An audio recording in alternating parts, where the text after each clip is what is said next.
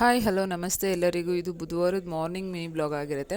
So ನಾನು already 2 ಡೇಸಿಂದ full ಕೆಲಸ busy ಆಗಿಬಿಟ್ಟಿದೆ. ಯಾಕಂದರೆ ಹಬ್ಬಕ್ಕೆ ಫುಲ್ ಎಲ್ಲ ತಯಾರಿ ಮಾಡ್ಕೋತಿದ್ದೀವಿ, ಕ್ಲೀನಿಂಗ್ ಎಲ್ಲ ನಡೀತಿದೆ.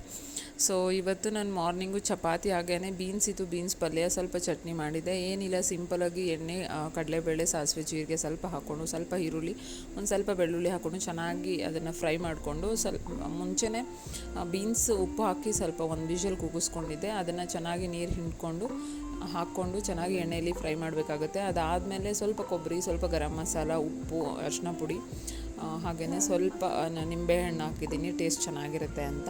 ಹಾಗೆ ಹಸಿ ಕೊಬ್ಬರಿ ಸ್ವಲ್ಪ ತುರಿದು ಹಾಕಿದ್ದೀನಿ. ಸೊ ಟೇಸ್ಟ್ ತುಂಬಾ ಚೆನ್ನಾಗಿ ಬಂದಿತ್ತು ಪಲ್ಯ. Thanks for watching, keep watching, subscribe ಮಾಡಿ.